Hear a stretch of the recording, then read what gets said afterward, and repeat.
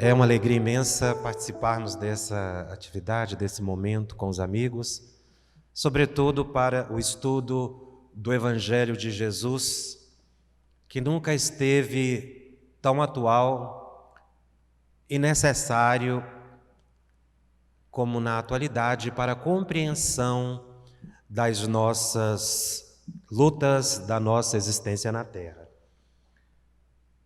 E o tema que nos propõe para reflexão realmente é momentoso. E quando estávamos nas reflexões que nos poderiam conduzir à compreensão dessa bem-aventurança estudada por Allan Kardec no capítulo 5 do Evangelho segundo o Espiritismo, bem-aventurados os aflitos, ou numa tradução mais livre, felizes os aflitos.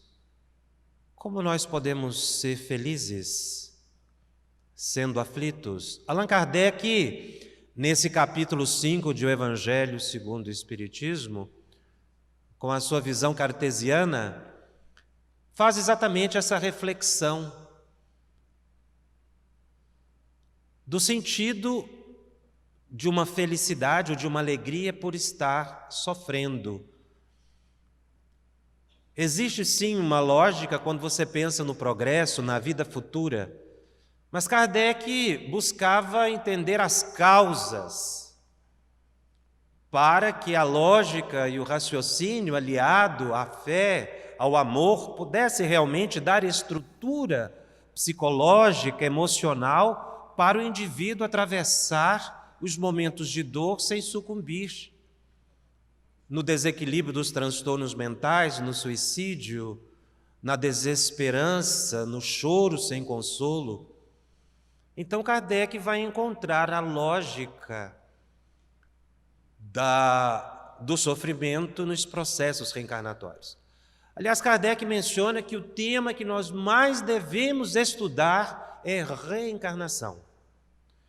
E é muito interessante porque realmente, sem a compreensão do motivo da nossa existência atual e do contínuo de vida que nós temos, nós não conseguimos entender o que passamos. Por isso, realmente, nós precisamos estudar reencarnação. Mas de profundidade, para compreender a essência espiritual de uma vida única que temos, ora no plano físico, ora no plano extrafísico. Jesus menciona rapidamente essa necessidade reencarnatória num outro momento bíblico que não nas bem-aventuranças, numa parábola muito interessante, que nós costumamos chamá-la de a parábola do insight, que é a chamada parábola do festim das bodas, quando Jesus compara o reino dos céus a uma festa de casamento, que era uma festa à época das celebrações mais longas, não é? Em que havia um grande investimento por parte das pessoas. Jesus criava as comparações segundo a possibilidade do entendimento do povo. Então tinham que ser exemplos do cotidiano, e ele compara o reino de Deus a uma festa. E realmente o reino de Deus é só alegria. Mas foi uma festa que, para se instalar por aquilo acontecer, segundo a narrativa do próprio mestre, conforme as traduções bíblicas, variando aqui ou acolá, foi uma festa um tanto quanto tumultuada. Porque a festa estava pronta, o rei, então, mandou que os servos fossem aos convidados já estabelecidos. Estamos narrando segundo a nossa possibilidade. Não literal, obviamente. Então, os servos chegaram aos convidados e os convidados não se interessaram em ir à festa. Alguns simplesmente dispensaram, os convidados voltaram ao rei, olha, ninguém veio. O rei insistiu, enviou novamente os servos, e aí ocorre algo assim um tanto quanto catastrófico, porque os servos foram massacrados. Ora, como é que você recebe um convite e o mensageiro é massacrado? E aí outros foram para cuidar das suas obrigações. Então, o Senhor disse: a festa está pronta.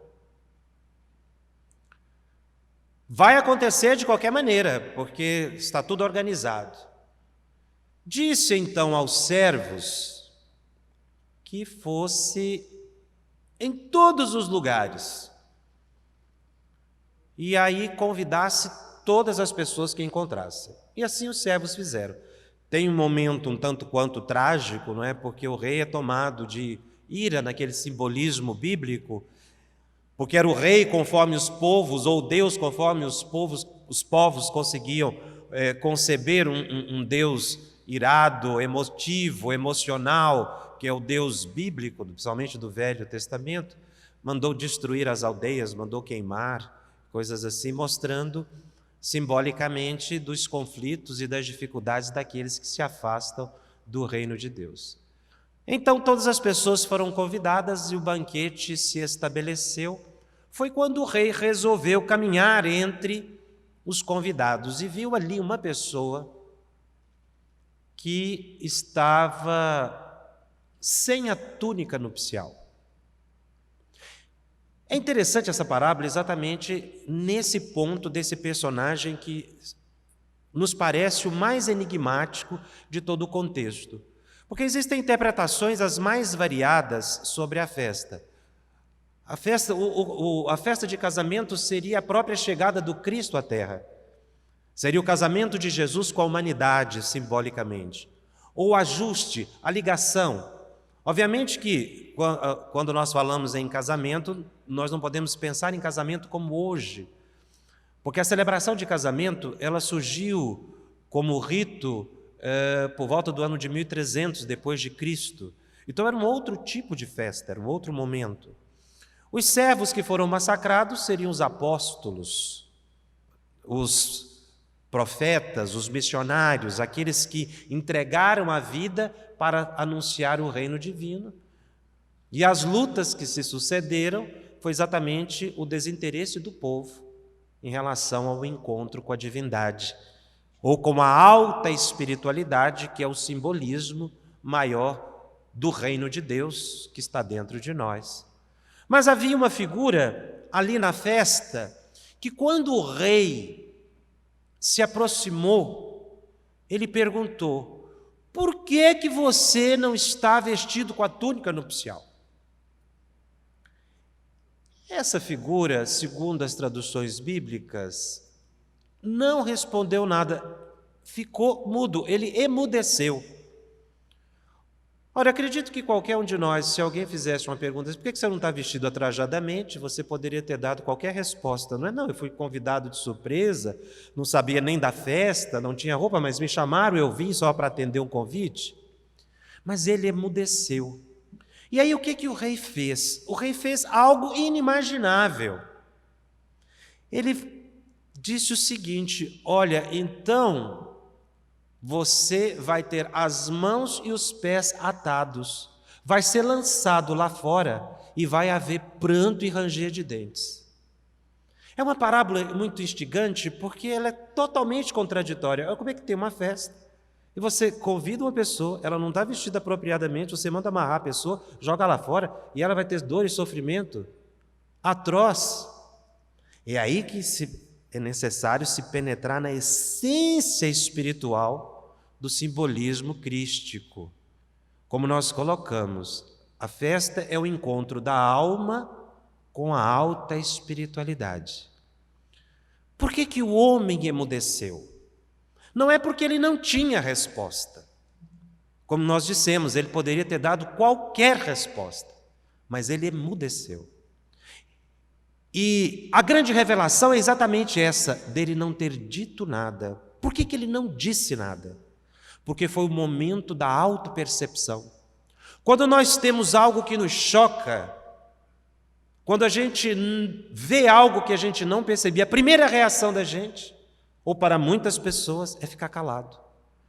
Porque foi uma percepção interior. Você não está vestido com a túnica nupcial. O que representa a túnica? A alta espiritualidade. Aquele preparo interior para estar nos planos superiores da vida, ou processo evolutivo. E por que a dor? Porque depois que nós nos percebemos, quando nós olhamos para dentro de nós mesmos e verificamos que ainda é preciso uma construção interior, uma conquista de iluminação, nós não nos sossegamos mais, nós não nos aquietamos. Há como que um conflito, um pranto, um ranger de dentes interior, num processo de construção psicológica, que todos nós passamos quando percebemos o caminho, verificamos o que fomos ontem e nesse aparente conflito surgem as dificuldades nesse processo de construção interior.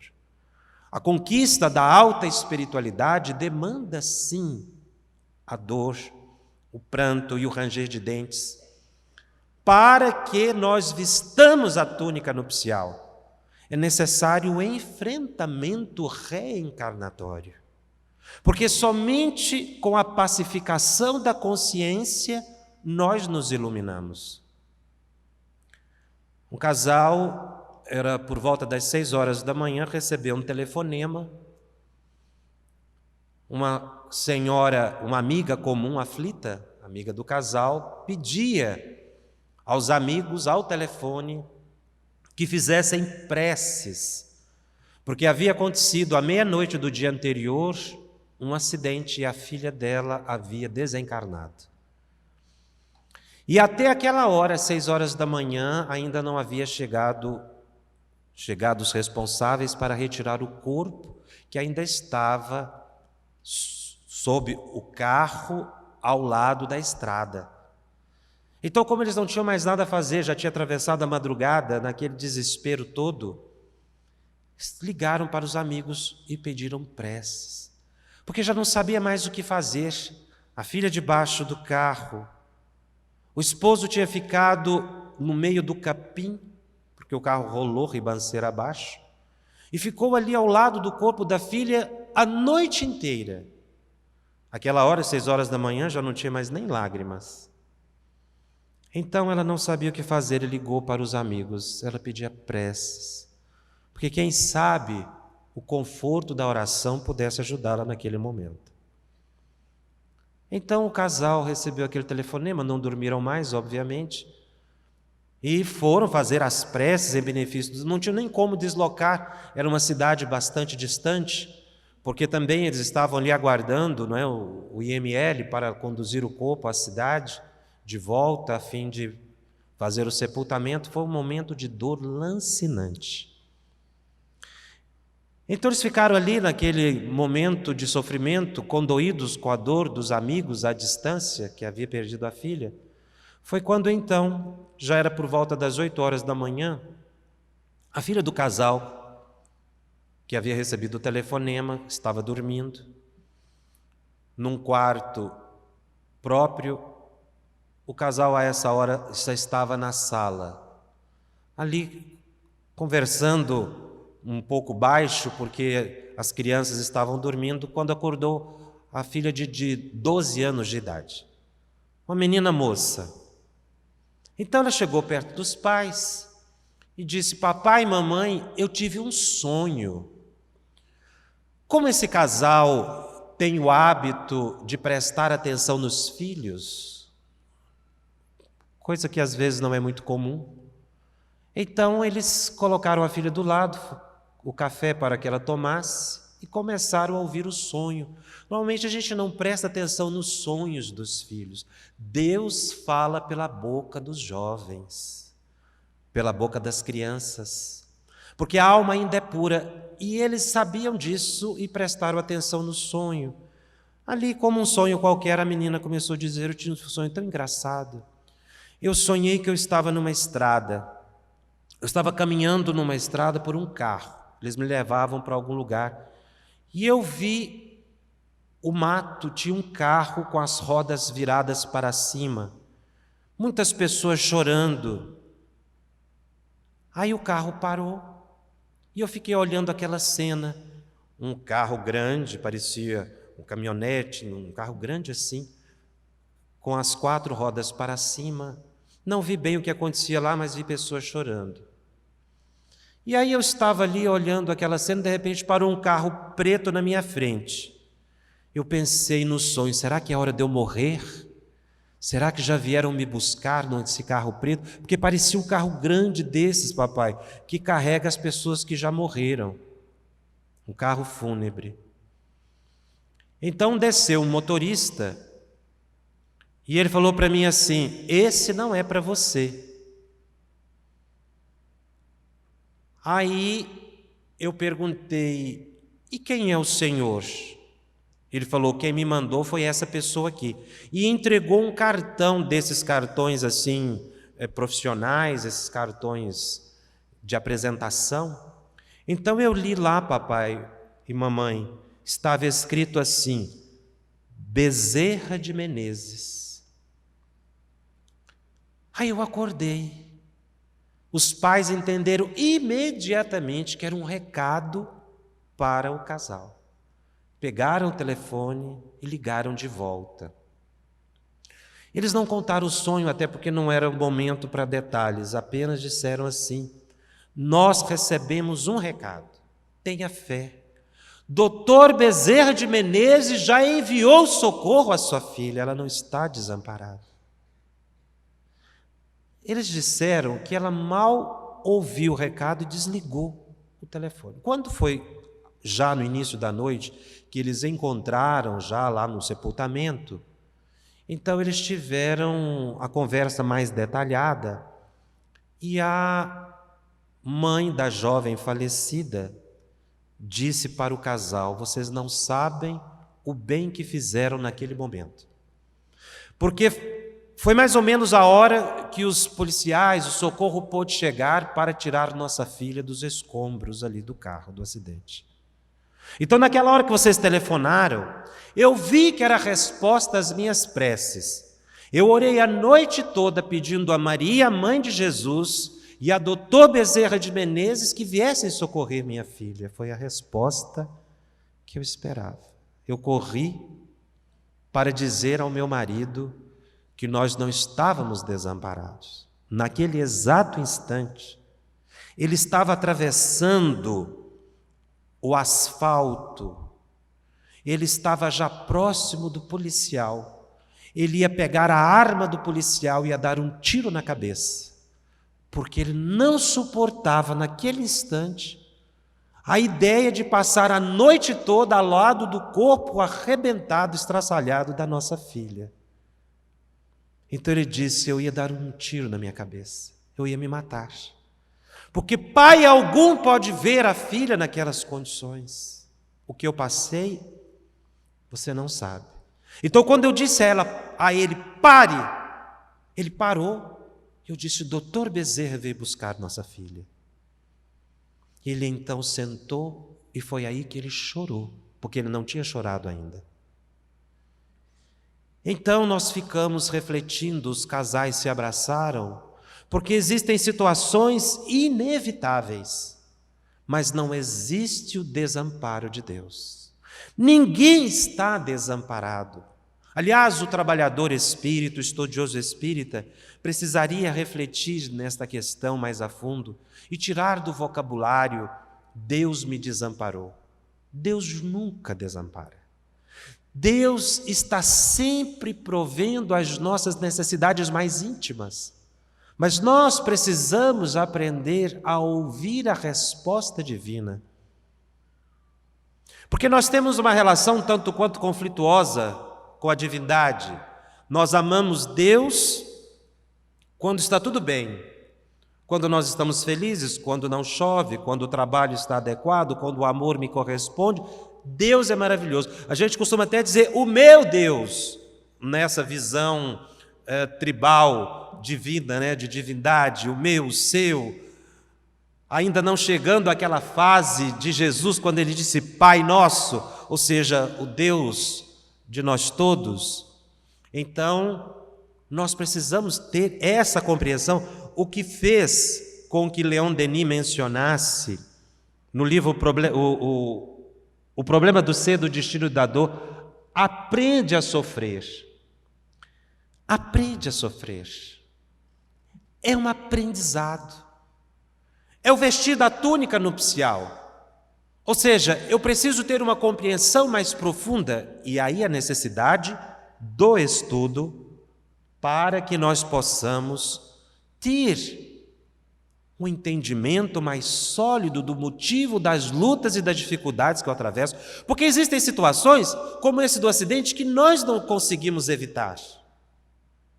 Eram as provas decorrentes de compromissos de vidas passadas, que surgem em nossa existência não como punição, mas para a pacificação das nossas consciências. Porque quando nós estamos do outro lado da vida, nós temos uma visão mais abrangente e pedimos para nascer nas condições que nascemos, para termos paz de consciência. Então a gente pede para que surjam todas as situações que nos levem a um progresso espiritual, mas principalmente para que a nossa consciência fique tranquila. Quando a gente está fora do corpo na vida espiritual, entre uma encarnação e outra, a gente pede tudo. A gente pede as maiores dificuldades, porque nós temos uma visão mais transcendente, como mencionamos, da vida. Muitas vezes a gente até pede para que nasçam em nossos lares todos os nossos inimigos. A gente ora para ele, Senhor, que na próxima vida reencarne em casa, reencarne todos os meus inimigos. Às vezes é o nosso anjo de guarda que nos aconselha, olha, não pede tanto, às vezes, não, eu dou conta. Do lado de lá nós damos conta de tudo. E ainda manda dificuldade financeira, porque aí não dá nem para separar, tem que ficar todo mundo junto, não tem para onde ir. Olha, não, eu dou conta. Da próxima ou vai ou racha, eu evoluo de qualquer maneira. E aí a gente reencarna. E quando vê, estão reencarnando do nosso lado. Todas aquelas pessoas que nós chamamos, que nós atraímos, que nós pedimos. E de repente a gente olha o panorama e diz assim, meu Deus, o que foi que eu fiz? Parece que reencarnaram aqui em casa todos os meus inimigos, reencarnaram mesmo. Você pediu. Então, eu preciso aquietar-me interiormente, e é esse entendimento de convivência que nos dá essa tranquilidade. Normalmente nós reincorremos nos erros, por isso os processos reencarnatórios contínuos, o pranto e o ranger de dentes, ou seja, porque a gente não entra num plano de tolerância, de compreensão, porque não entende o sofrimento. Não te direi procurador. Acho interessante essa colocação de Leon Denis, porque ele não faz uma apologia à dor. Nós não podemos fazer apologia à dor. Nós temos que ter a paciência ativa. Normalmente nós temos uma paciência passiva, que é revoltante, ou seja, a gente não consegue mudar a situação, tem que aceitar, e aí, sem entendimento, a gente entra em conflito maior. É a paciência passiva que é negativa. Nós precisamos ter a paciência ativa, ou seja, aquela paciência fruto de uma compreensão de por que eu estou passando pelo que passo. E ele completa, mas quando ela se erguer inevitável em teu caminho, acolhe-a como uma amiga, aprende a conhecê-la, a apreciar-lhe a beleza austera. Ou seja, todo mundo sofre. É natural ter problema na vida. Quando uma pessoa disser para você, eu não tenho problema, preste atenção, porque ela já é um grande problema. A falta de autopercepção é um grande problema. Tem pessoas que vivem no mundo à parte imaginário. Não é? É preciso amadurecimento. Mas nós não devemos buscar a dor. E aí nós anotamos um trecho do Evangelho segundo o Espiritismo, em que Kardec, com a sua visão sistemática, ele faz uma análise de que existem dificuldades que não são decorrentes de vidas passadas, fruto da nossa invigilância na vida atual.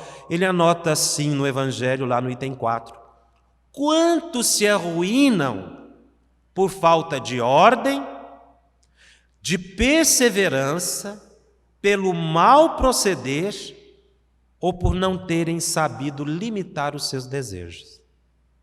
Kardec faz uma enumeração de 4 pontos básicos que nos levam às dificuldades e ao sofrimento, que podem ter reflexo já imediato numa encarnação ou continuarem por várias encarnações. A falta de ordem, ou seja, a falta de disciplina na vida. A falta de uma vida organizada. Falta de perseverança. A gente começa uma coisa, para, começa a outra, para. Isso desestabiliza a nossa alma, a nossa psique, a nossa emoção. Pelo mal proceder, ou seja, pela falta de ética, de uma coerência entre o que eu sei e o que eu faço, por falta desse ajuste que ele chama de mal proceder e que no outro momento ele diz que nós precisamos exatamente da reforma moral, no sentido de transcendência interior, ou por não terem sabido limitar os seus desejos. Isso é extremamente sério, porque quando nós não estabelecemos um freio, uma disciplina nos nossos desejos, realmente nós nos desequilibramos. A pessoa ganha 10, gasta 50. Então, esse descontrole, fruto de uma falta de percepção do que é essencial, leva ao que Kardec coloca, a uma ruína interior, e não só interior, de várias pessoas, que muitas vezes estão ao nosso derredor. E esse estado de intranquilidade, por falta desses 4 elementos, ou seja, falta de disciplina, de perseverança, de conduta ajustada e de limites, nos levam a um conflito interior e um conflito exterior também. Porque muitas vezes, quando nós entramos nesse processo, e que geram fascinações e até processos obsessivos gravíssimos, nós não ouvimos conselho de ninguém. Existem pessoas que começam negócios, não têm experiência e se arruinam e levam muitas pessoas à dificuldade. São as causas atuais das aflições, segundo Allan Kardec. Ou seja, é o nosso comportamento. O que vai nos conduzir a um plano de ódio, de mágoa, de intranquilidade, de raiva das pessoas. Esse é o estado de humanidade que vem se mantendo, que fez com que Jesus dissesse que nós deveríamos perdoar 70 vezes, 7 vezes o próximo, a nós mesmos, num processo de autocompreensão e de transformação interior. Aliás, essa questão dos 70 vezes, 7 vezes é um tema também bastante interessante, porque a ausência de perdão nas nossas vidas nos leva também a conflitos existenciais e a aflições desnecessárias. Então existem aflições que nós não podemos fugir delas, mas existem aflições que nós as atraímos. Ou quando elas nos surgem, nós somos incapazes de nos afastar dessas aflições. E aí elas se tornam dores longínquas, que duram muito, fruto de uma incompreensão de como lidar com o momento de vida que nós estamos atravessando. E dentre esses, nós temos a necessidade de entender o perdão. Aliás, o 7 é um número que se repete várias vezes no Velho Testamento e que Jesus também utiliza, porque ele era um profundo conhecedor da lei de então, que nós chamamos hoje de Velho Testamento. A expressão surge desde o início, não é? Naquela visão antropomórfica divina, em que Deus trabalhou 6 dias e descansou no 7º. porque era a visão de Deus que o homem podia ter, uma visão humana da divindade. Na verdade, a gente costuma dizer que, ou como está anotado, Deus fez o homem à sua imagem e semelhança, mas na verdade foi o contrário. O homem construiu Deus conforme a sua possibilidade interpretativa. Então ali nós vamos ver esse Deus relacionado a personagens humanos. Era um Deus que cansava, porque o homem cansava, ele trabalhou 6 dias e tinha que descansar no 7º. Então você vai ver a face de Deus, a boca de Deus, a mão de Deus. Nós só vamos entender Deus melhor com Jesus, quando ele disse da paternidade divina, e agora com o Espiritismo, com a inteligência suprema. Então, ali nós vemos o surgimento da vindita, da vingança, quando Caim mata Abel. E ali haveria uma vingança 7 vezes. Caim seria vingado 7 vezes. Mas surge um personagem muito interessante lá na Bíblia, que é o Lameque. O Lameque devia ser um homem extremamente bravo. Primeiro porque ele tinha 2 esposas. Está lá na Bíblia, Lameque e suas esposas, Ada e Zilá. Porque as esposas à época não eram como esposas aqui agora. Como eu disse, não havia essa questão de casamento. As mulheres eram compradas, era patrimônio. Aliás, essa dificuldade de compreensão decorre do nosso próprio aprendizado. A mulher é colocada nos 10 mandamentos, no 10º mandamento, ao lado dos animais. A mulher era propriedade. Jesus é que vem transformar isso e estabelecer vínculos amorosos entre o homem e a mulher. Então os laços eram bastante frouxos. Por isso Jesus disse: não separeis o que Deus juntou. Porque Jesus estava criando vínculos emocionais com as pessoas. Porque não tinha. Naquela época, se a mulher queimasse a comida, ela era posta à rua. E isso era um grande sofrimento, porque a mulher não podia casar de novo. Ninguém ia comprar uma segunda esposa. Era só quem tinha condições. Então Lameque tinha 2 esposas. A esposa é a segunda tradução bíblica que nós anotamos. Ouvi-me vós. Olha como é que ele tratava as questões de relacionamento com as pessoas. Ouvi-me vós, mulheres de Lameque, escutai o que passo a dizer-vos. Matei um homem porque ele me feriu e um rapaz porque ele me pisou. 7 vezes se tomará a vingança de Caim. De Lameque, porém, 70 vezes, 7 vezes. Então era um homem bravíssimo, e ele construiu a partir dele todo um clã, uma tribo. E ele matou 2 pessoas. Uma porque o feriu, e o outro porque o pisou. Olha como chegava o ódio e a vingança. E não ficava por aí não, porque a coisa se perpetuava 70 vezes.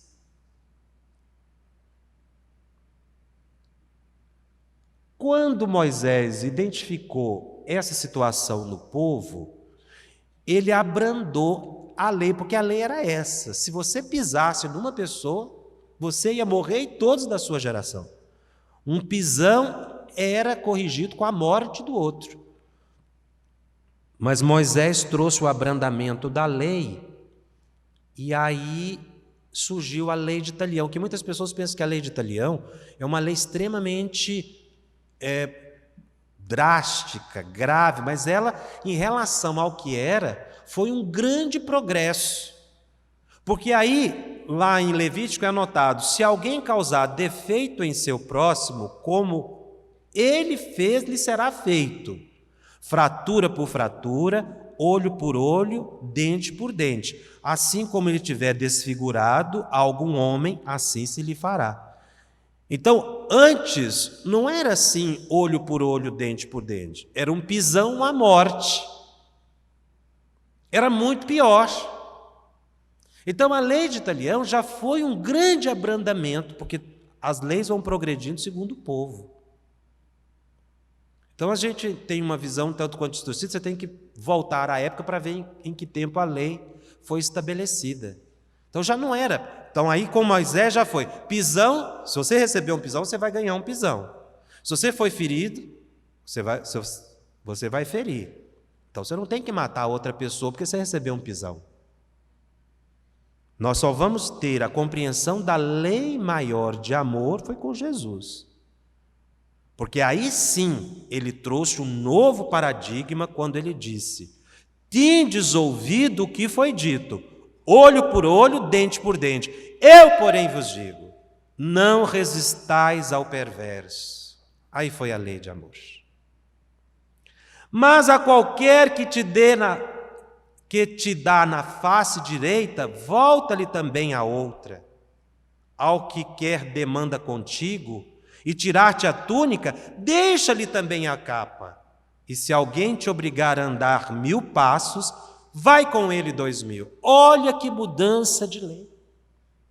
Que inclusive é uma meta, porque nós ainda não chegamos a esse estado.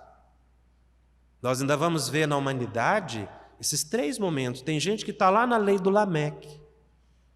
Se ganhou um pisão, mata. E ainda persegue as gerações futuras 70 vezes, 7 vezes. Outros já chegaram na lei de Italião. Comigo é assim, é olho por olho, dente por dente. Então, quando a pessoa fala, não, isso aqui já progrediu um pouquinho. Até que a gente possa chegar nesse estado. Dá a quem te pede e não volte as costas ao que deseja que lhe emprestes. Foi por isso que Pedro chegou para Jesus e perguntou: Senhor, quantas vezes deverei perdoar a meu irmão quando ele pecar contra mim? Até 7 vezes? Ele estava perguntando, se é como Caim? Ele estava fazendo referência à questão de Caim e Lameque. Aí Jesus junta os dois. Ele diz, digo a você, não até 7, mas 70 vezes 7. Ou seja, aí houve uma mudança profunda na compreensão das relações humanas, conduzindo a humanidade para outro paradigma. O que fez com que Chico Xavier, quando abordasse, avançando ainda mais um passo, nesse processo evolutivo, Chico teria complementado e digo, não sim, o perdão será 70 vezes, 7 vezes, mas por dia, e não numa existência. Porque muita gente estava fazendo conta de quantas vezes tinha que perdoar, Aí o Chico resume e falou, não, realmente, porque se você fizer a multiplicação e dá um número, então não é na existência, é por dia. Então, ou seja, avançando ainda a compreensão maior do trato de uns com os outros. Muitas das nossas aflições decorrem exatamente dessa grande dificuldade de convivência, e principalmente quando nós fugimos ao dever de relacionamento humanitário, crístico, espiritual. Emmanuel, no livro Pensamento e Vida, menciona, quando fugimos ao dever, precipitamo-nos no sentimento de culpa, do qual se origina o remorso com múltiplas manifestações, impondo-nos brechas de sombra nos tecidos sutis da alma. Das piores coisas que fazemos é desejar o ódio e guardar mágoa das pessoas. Quando nós desejamos o mal, quando nós odiamos, quando guardamos mágoa, nós vamos irradiar esse ódio para as pessoas. Nós emitimos, assim como o amor é um gesto mental, concreto, físico, pouco importa, nós irradiamos para a pessoa luminosidade. Quando nós odiamos, nós irradiamos sombras. Mas para que eu irradie luz ou sombra, eu preciso ser uma usina construtora de luz ou de sombra. E o primeiro a sofrer os reflexos disso somos nós mesmos. E diz Emmanuel que quando eu faço mal para uma pessoa, eu primeiramente tenho que me tornar uma usina negativa e irradiadora do mal. Portanto, quando eu faço mal para alguém, o primeiro que sofre com os reflexos da ação negativa sou eu mesmo. Porque o meu pensamento negativo vai colher as minhas células no estado de divisão celular, a mitose. E isso pode estabelecer uma desagregação tal que eu provoco a diminuição da minha imunidade, ou crie tumorações incontroláveis, porque os meus estados negativos, depressivos, vão colher as minhas células no estado de mitose. Mas não fica só aí. Porque o mal que eu causo na pessoa vai, obviamente, se ela não for uma pessoa que já perdoa 70 vezes, 7 vezes por dia, ela vai irradiar contra mim também aquele ódio, aquela mágoa.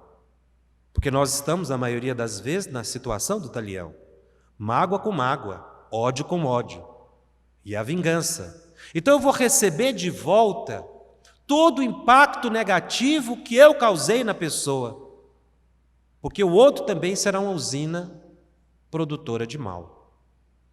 E Emmanuel complementa, mas não somente eu vou receber a mágoa e o ódio daquela pessoa, mas de todos aqueles que amam aquela pessoa. Agora, senhores, imaginem, eu vou receber o mal de volta, não só da pessoa, mas de todo mundo que gosta daquela pessoa. E se for uma pessoa muito amada? E poderemos incluir encarnados e desencarnados, né? Então, quando eu faço mal para uma pessoa, além de eu me destruir interiormente, eu crio em torno de mim um campo magnético atrativo de mal que realmente perturba o meu raciocínio e eu não consigo pensar com clareza. Por isso, a dificuldade, na medida em que eu a supero, eu vou criando uma estrutura, um amadurecimento tal, e vai me iluminando a mente. Se eu consigo sair desse estado psíquico. Às vezes eu não consigo numa encarnação só, não. Por isso é que em outra encarnação eu dou continuidade nessa relação conflituosa até que eu me tranquilize, até que eu vista a túnica nupcial, ou seja, até que eu adquira a alta espiritualidade, nessa compreensão de uma relação humana mais transcendente, de maior tolerância, de maior compreensão, de maior amor, ou paciência ativa. O outro muitas vezes está como é, me tratando como está me tratando, porque eu recebo de volta nessa encarnação as pessoas normalmente como eu as deixei na vida passada.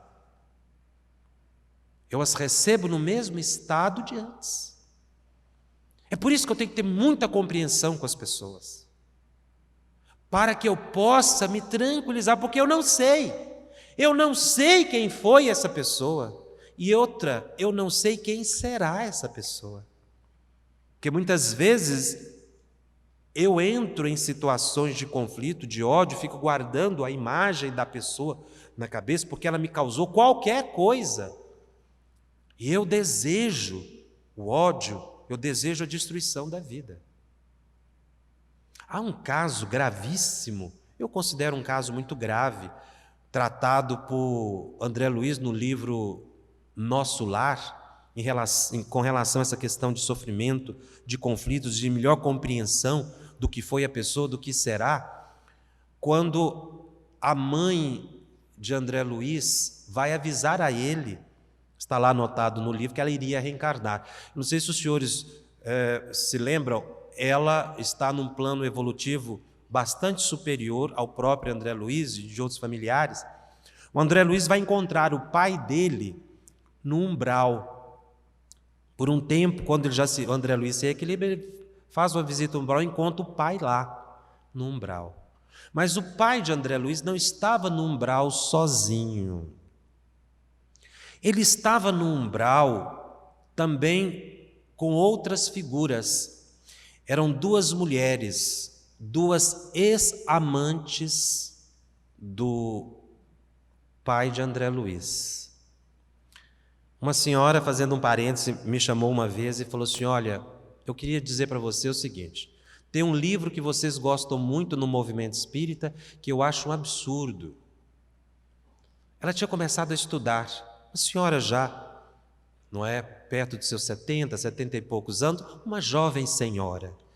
Então, quando ela me disse assim, eu fiquei muito curioso para saber qual era o livro que ela tinha lido e não tinha gostado. Ela falou assim: olha, eu não gostei daquele livro. Pelo menos em parte. Eu fui lá então saber, porque eu tinha passado para ela alguns. Quando eu cheguei lá, era Nosso Lar. Eu falei, olha, a senhora vai me desculpar, mas esse livro é um best-seller. Nossa, ela disse, esse livro é péssimo, ele tem erros gravíssimos. Eu falei, então me mostra um, ninguém nunca viu. Tem. O primeiro que eu achei foi o seguinte: André Luiz ficou preso em Nosso Lar. Eu falei, aonde a senhora viu que André Luiz ficou preso? Ele ficou preso. Não, senhora, ele não ficou preso, ele ficou sendo assistido, ficou preso. Me mostra, ela abriu lá. Olha aqui.